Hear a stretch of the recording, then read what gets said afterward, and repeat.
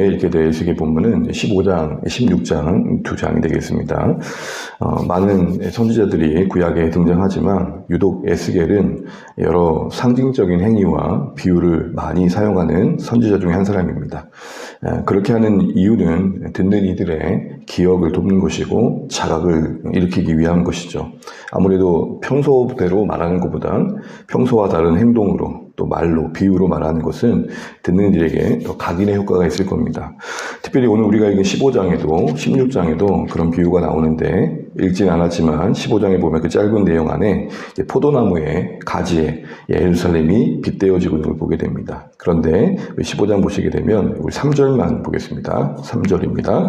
그 나무를 가지고 무엇을 제조할 수 있겠느냐? 그것으로 무슨 그릇을 걸 못을 만들 수 있겠느냐? 라고 말씀하고 있습니다. 포도나무에 비유하고 있는 15장에서 이 핵심은 포도나무의 경우에는 열매가 맺히지 않는다면 그 어떤 곳에도 쓸모가 없다는 데 있습니다. 열매 맺지 않는 현실을 지적하면서 더 나아가서 포도나무의 경우에는 유독 열매 맺지 않으면 그 나무 가지는 태워 없애지는 것 외에는 아무런 의미가 없다라고 말하고 있는 것입니다. 왜 이렇게 말씀하고 계실까요? 여러 나무들은 그래도 가시를 맺지 않으면 그 나무 자체로 목재로도 쓸 수 있고 그래서 이곳저곳 사용할 수 있을 텐데 포도나무는 열매 맺지 않으면 그 어디에도 소용없는 존재가 된다라는 것에 그 비유를 두고 있는 이유가 뭘까요?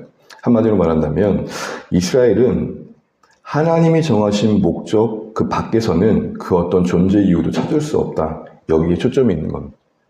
그러니까 포도나무에 이스라엘을 비유하고 있는 이유 중에 가장 중요한 이유 중에 하나는 뿌리를 내리고 가지를 내어 열매를 맺어야 된다. 이런 초점도 있지만 오늘 에스겔 15장에서는 포도나무 경우에는 다른 나무와 다르게 열매를 맺지 않으면 그 어디에도 쓸모가 없다. 여기에 방점이 있고 이것은 결국 이스라엘이 하나님이 기대하신 목적 그 밖에서 존재한다는 것은 존재의 의미를 상실하는 것과 다르지 않다. 긍정적으로 하자면 이스라엘은 하나님 정하신 목적 안에서만 존재의 의미를 갖는다. 이런 이야기를 하고 있는 것입니다.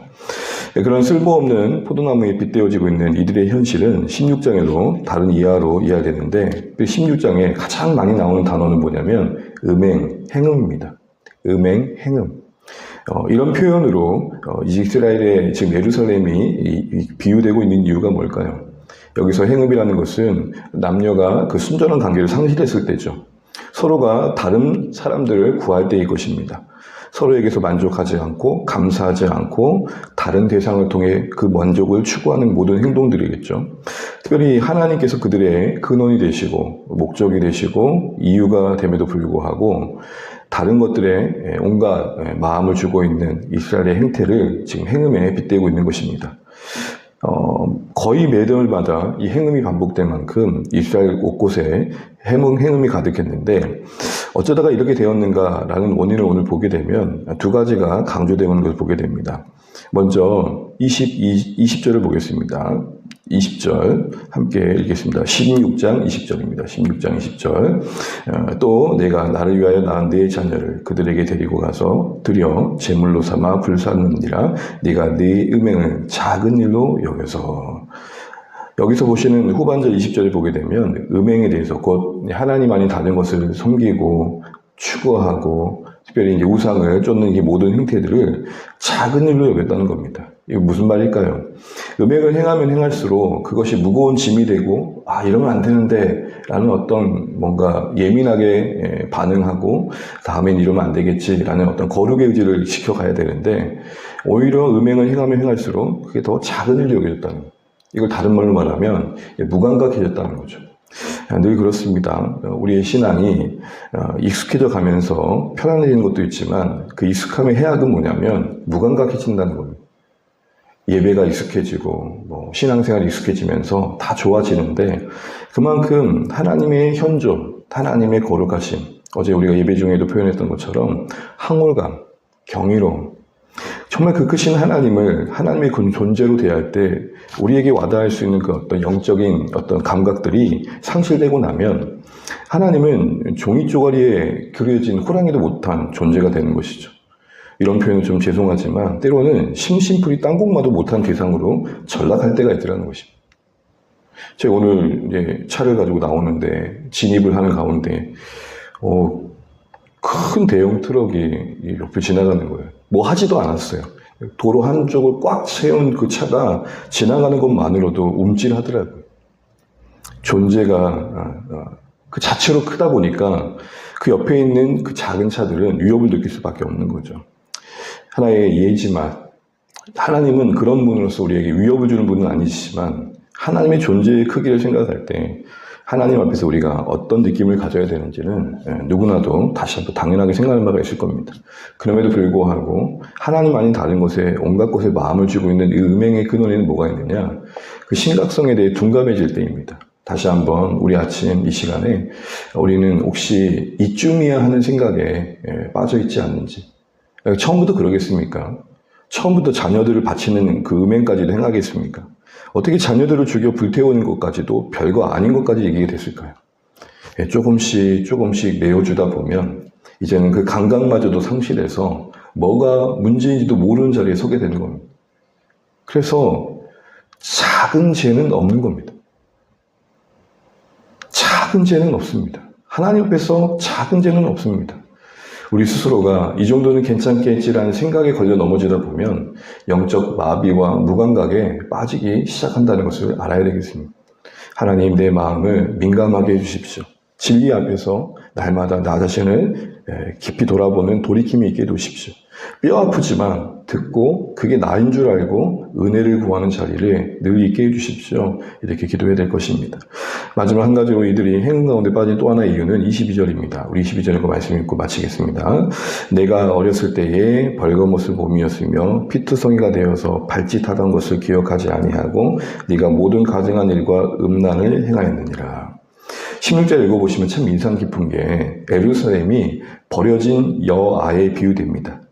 피투성이로 던져진 이제 막 낳은 아이가 어떤 돌봄도 받지 않고 버려진 그 아이를 하나님께서 품으셔서 아름답게 자라게 하셨다는 이야기로 성경은 시작합니다. 결국 처음부터 예루살렘이 이렇게 영광스럽지 않았다는 거죠. 처음부터 예루살렘이 그렇게 풍요롭고 아름답지 않았다는 겁니다. 그런데 우리가 읽은 15절 위에 14절을 보시게 되면은 화려해진 겁니다. 그러니까 이 화려함이 15절에 보게 되면 그 명성이 행음하게 되는 또 이유가 되더라는 겁니다. 그러니까 부요함과 풍요가 우리에게 구할 수 있는 제목이긴 하지만 그 풍요 때문에 우리가 하나님을 더 멀어지게 한다면 우리는 그 부분에 대해서도 좀 기도할 필요가 있겠죠. 특별히 이 예루살렘은 그 어렸을 때 피투성이었을 때부터 하나님의 돌봄 가운데 아무것도 할 수 없었던 아이가 비유되었었던 것처럼 하나님의 은혜 아니면 여기까지 올 수 없었는데 지금 어느새 그 예루살렘이 영광스러워지고 풍성해지자 그들의 풍요함이 하나님의 다른 곳에 흘러가고 있다는 겁니다. 그 이유를 뭐라고 이야기하고 있습니까? 22절 보시게 되면 기억하지 아니하고. 아까는 죄에 대한 무감각이라면 오늘 이 기억하지 않으면 하나님 은혜에 대한 무감각이죠. 그 은혜에 대한 망각이 오늘 이들을 점점 흠행 가운데로 몰아가고 있는 것들을 보게 됩니다. 너무나 잘 알고 계시는 내용이지만 인간은 은혜를 잊는 그 순간부터 넘어짐이 시작되는 것이라 봐야 될 것입니다. 교반의 또 다른 말은 망각입니다. 우리가 은혜로 산다는 것은 또 다른 말로 기억한다는 겁니다. 여러분 신앙의 행위를 가만히 보십시오. 대체로 다 반복입니다. 예배도 반복하고 우리의 절기의 모든 일도 반복이고 성찬도 반복이고 신앙의 모든 것들은 반복을 요구합니다. 왜 그럴까요? 우리가 망각하기 쉬운 존재이기 때문입니다. 날마다 기억을 새롭게 해서 우리가 리멤버라 그러죠. 영어로는 기억을 리멤버함으로 다시 멤버 하나님의 백성다움을 회복해 가는 것입니다. 은혜를 망각하는 것을 잊지 않는 가장 중요한 후연은 제가 가만히 보니까 매일 그래도 한 글자라도 감사를 적어가는 겁니다. 우리가 나이가 들어 기억이 희미해지는 건 어쩔 수 없는 거겠지만 날마다 한 가지 제목이라도 가슴에 새기고 내가 기억할 수 있을 때 적어가면서 늘 반복해서 적어가며 보는 것은 그래도 그나마 우리가 하나님 앞에서 우리 자신을 지킬 수 있는 소중한 훈련이 아닌가 싶은 생각을 해보게 됩니다.